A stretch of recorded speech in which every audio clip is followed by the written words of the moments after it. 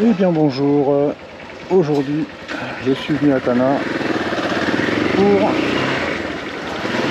aller filmer un musée à la Haute-Ville.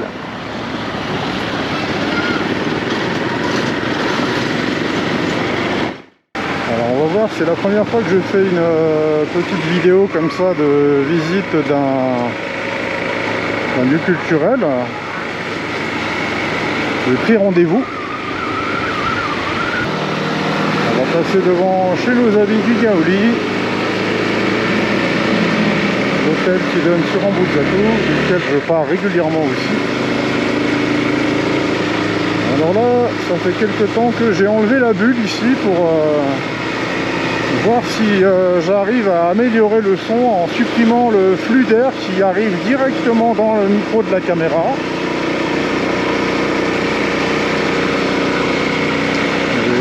Vous me direz si, en comparant cette vidéo avec d'autres, par exemple dans les rues de Tana où je roule comme ça entre 30 et 50 km/h,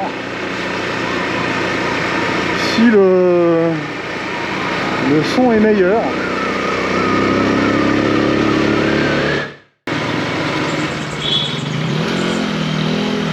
Et voilà, on va se garer je sais pas où.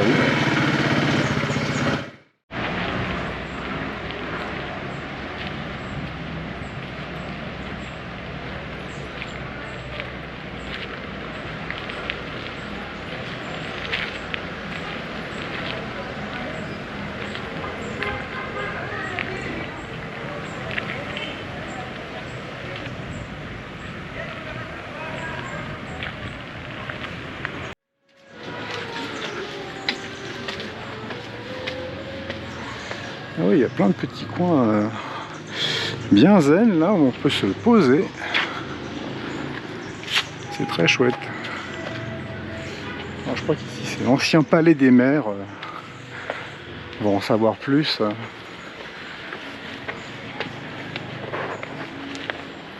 Donc on sera accompagné.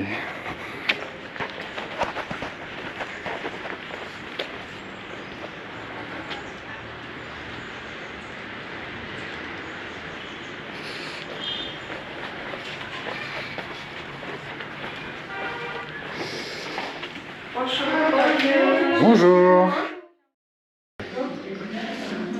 Bonjour. Bonjour, bienvenue au musée de la photo. Eh ben, merci de votre accueil. Avec plaisir. Donc au musée de la photo, je vous présente très rapidement ce que c'est que le musée de la photo. C'est un endroit qui cherche à préserver le patrimoine photographique du pays. Donc c'est les photographies prises à Madagascar entre 1853 et jusque dans les années 1970. D'accord. Donc c'est plus d'un siècle d'histoire de la photographie à Madagascar. Et c'est plus un musée d'histoire par la photographie qu'un musée de la photo. Donc on présente l'histoire de Madagascar à travers des photographies anciennes.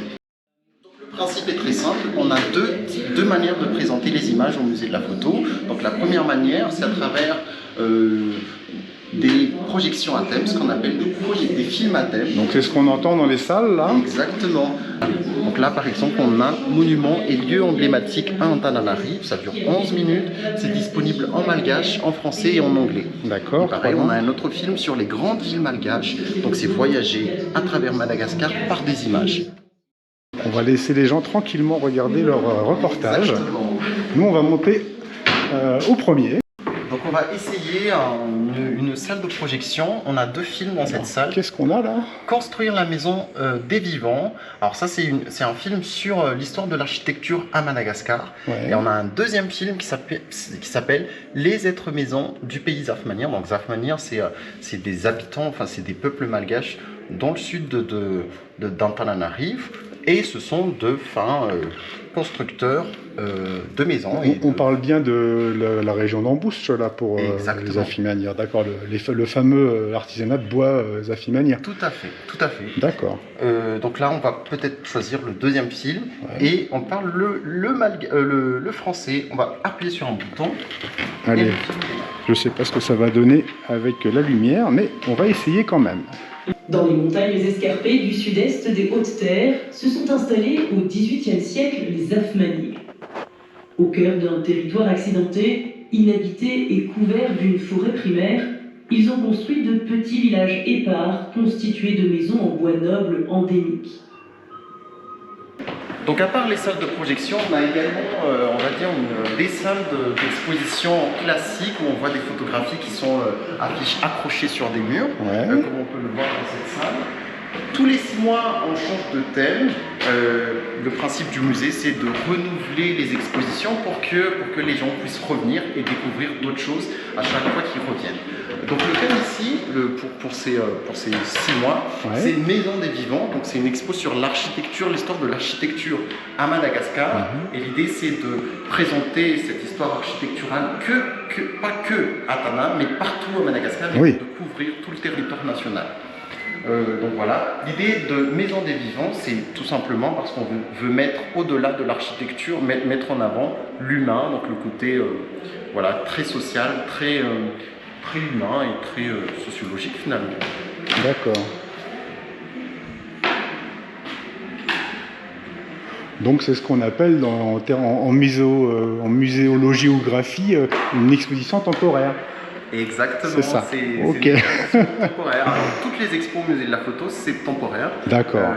Le principe étant justement de pouvoir permettre aux gens de redécouvrir autre chose à chaque visite. Oui, ça se renouvelle en permanence et on peut revenir régulièrement. Et on n'est pas que sur de la photographie. Alors, évidemment, ça s'appelle Musée de la photo, où on essaie d'aller vers d'autres médiums et de travailler avec des artistes contemporains. Et donc, c'est aussi une manière d'approcher, de parler de l'histoire de manière beaucoup plus, on va dire, fun et beaucoup plus accessible à la jeunesse. Par exemple, on a fait travailler pour cette exposition des artistes maquettistes qui font des dioramas, et donc de présenter justement des maisons en version miniature, comme on peut le voir ici. Là, je vois maison Tanal. On dit Tanala ou Tanal? On dit Tanal. L'accent tonique est sur la première voyelle, première syllabe. Exactement. Donc les Tanala, ça c'est au sud-est, il me semble, dans les terres. Exactement, alors c'est un peu plus au sud de Fianarantsoa et un peu à l'est. C'est un peu un sandwich entre Fianarantsoa et Manakar en fait. Exactement, c'est sur le chemin justement vers Manakar. Et eux, ils sont connus pour être un groupe de population très proche de la forêt, donc ils ont toutes les ressources nécessaires. C'est pour ça qu'ils ont des maisons qui sont comme ça, qui sont aussi adaptées au milieu où ils vivent, parce qu'il y a beaucoup d'humidité, donc là on comprend pourquoi c'est comme ça. Oui, ça ressemble vraiment aux maisons de la côte Est, qu'on voit un peu même jusqu'à Tamata. Exactement. Là, on est par exemple sur une maison en merde, mais là, ça n'existe plus, hein, ce type de maison. Ça existe, il y en a quelques-uns encore qui sont restés des vestiges à Tana, mais celui-là, on va dire, c'est ce qu'il y avait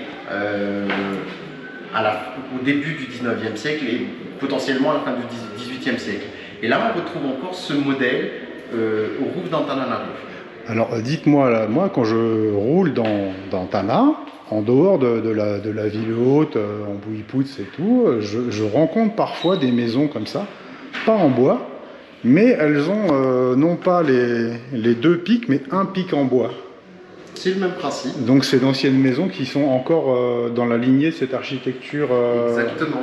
Et d'ailleurs, on a gardé plus ou moins cette même structure un peu partout à Tana et même hors Tana. Par exemple, on a la même, donc c'est le principe, hein, une maison rectangulaire, une toiture à 2 versants, c'est toujours le même principe, sauf qu'on est sur des échelles qui sont complètement différentes et sur des matériaux qui ne sont pas les mêmes. Là-bas, on avait eu du bois parce que c'est le début du 19e siècle, il y avait encore suffisamment de bois pour construire des maisons. Là, on est plus sur un modèle des années 2000, où il y a moins de bois, où les conditions climatiques ne sont pas les mêmes, et donc, mais on a toujours la même structure, maison rectangulaire, généralement orientée nord-sud, à 2 versants, et c'est le même qui est repris, c'est le même modèle qui est repris partout au Madagascar. Alors, il y a des rajouts, des fois, en fonction des conditions climatiques. Il y a trop de vent, il y a de machin. Alors, Betimsak, c'est dans l'est, donc il y a beaucoup de vent, il y a beaucoup de pluie. C'est normal qu'il y ait un petit rajout très mignon, tout coquille. Bon, on va continuer la visite avec Monsieur Tchour. Ici, on dit souvent monsieur, hein, ou madame. Non, Tchour, voilà. Alors, ce qui est intéressant avec les maquettes, c'est que c'est un architecte qui a travaillé sur ces maquettes, et en fait, lui, il a travaillé sur des échelles réelles, c'est à échelle. Ouais. Et donc, ce qui est assez frappant, c'est la différence de taille quand on change d'une région à l'autre. Donc là, on est chez les Betsileo, par exemple. Donc là, on est les hautes terres. Les hautes terres, un peu plus au sud, oui. à Fianarantsoa. Et là, on est sur une maison Sakala. Donc là, on est plus à l'ouest. La région ouest. Et on est sur une différence d'échelle quand même assez frappante. Parce que quand on voit la maison Betsileo où les ressources sont beaucoup plus abondantes, eh bien, on peut se permettre de construire une grande maison, ce qui n'est pas le cas par exemple dans l'Ouest, où là on est plus sur des conditions climatiques assez difficiles. Donc c'est immédiatement lié aux ressources ou à la richesse? La richesse entre guillemets. Mais Ça peut être les deux, ça peut être en lien avec la culture, les traditions également. Il y a beaucoup de facteurs, mais on va dire un des éléments, c'est il y a les conditions climatiques, les ressources disponibles et la richesse de la personne qui possède. Une maison, c'est un statut social. Donc ça dépend aussi du statut social de la personne qui vit ou qui est propriétaire. Ils construisent des maisons juste pour le déplacement du troupeau de zébus. Donc ils vont suivre les zébus qui vont profiter du pâturage et puis hop, ils se déplacent et ainsi de suite. Et donc c'est des maisons qui ne durent que quelques mois. Et même chose chez les Béis, qui sont des pêcheurs du sud-ouest de Madagascar, eh bien, ils se déplacent en fonction des bons poissons. Alors ça pour les Vèzes, oui, j'avais jamais pensé à ça. Oui, ils se déplacent en fonction des bancs, c'est ça? Exactement. Et donc ils sont restés nomades quand même en fait. Tout à fait. Ils sont pas juste sur les côtes, ils se déplacent sur différentes parties des côtes. Tout à fait, tout à fait. Et donc ils habitent dans des maisons qui sont très éphémères. Une semaine et hop, la maison se déplace. Alors là on se trouve sur le petit balcon là. Balcon historique, tout comme le bâtiment d'ailleurs, parce que ici vivaient les anciens maires de Tana depuis la fin du 19e siècle jusque dans les années 1970. Le dernier qui a habité ici s'appelle Richard Angiamanzat. Donc la salle d'expo, c'était la chambre à coucher du couple de maires. Enfin, les salles de projection, c'était la salle à manger, etc. Donc il y a toute une histoire personnelle aussi derrière le bâtiment. Voilà. Alors à partir des années 70, le bâtiment est tombé en ruine. Parce que ça n'a pas été habité, parce que ça n'a pas été mis en valeur. Et jusque dans les années 2000, c'était resté dans cet état-là. Il y avait un arbre qui poussait au beau milieu d'une pièce, la toiture s'est effondrée, etc. C'est resté un patrimoine de la commune parce que c'est un de leurs biens. Et grâce à une collaboration entre la commune urbaine de Tana et la région Île-de-France, eh ben, ils ont rénové le bâtiment pour qu'il soit préservé. Ce n'est que par la suite, c'est-à-dire en 2018, que le musée de la photo est arrivé pour mettre en avant le bâtiment et s'incarner dans un lieu historique. Et bien on est arrivé en 2018, on a ouvert nos portes ici. C'est resté un patrimoine de la commune de Tana, c'est resté leur bien, mais on est là justement pour servir avec eux le peuple malgache et l'histoire de Madagascar. Et juste à côté, on a la cathédrale anglicane. Anglicane ou anglicane? Anglicane, si c'est l'église anglicane, donc protestante anglaise. Exactement, alors on a un bâtiment patrimonial également qui date de la fin du 19e siècle, qui a été inauguré par la reine et par le premier ministre de l'époque.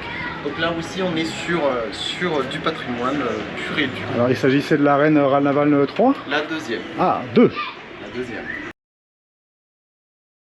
Voilà, Maison des Vivants, on est en février 2025, donc cette exposition va durer encore eh bien jusqu'en avril, hein, c'est ça? Jusqu'en avril. Où les suivantes vont prendre le relais.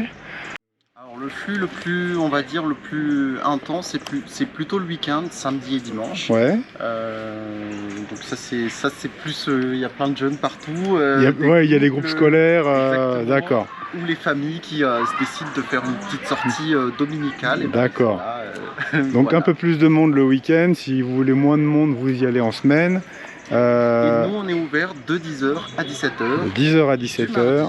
Jusqu'au dimanche. Voilà, donc le lundi est le jour fermé. Alors faites attention, je sais qu'en France c'est mardi ou mercredi, bah ici c'est lundi. Voilà. Hein, donc vous imaginez que c'est comme un commerçant, voilà, c'est le lundi. Ne vous cassez pas la tête, le lundi c'est fermé.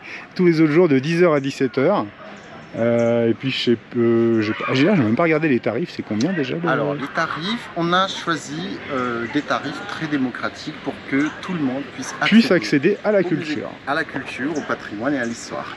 Donc 12 ans et moins c'est gratuit, évidemment, c'est normal. Entre 13 à 25 ans, donc c'est les jeunes. Les étudiants, les écoliers. C'est 2000 arrières. Ouais. Donc 2000 arrières, c'est... Ça fait 40 centimes à peu près. 40 centimes.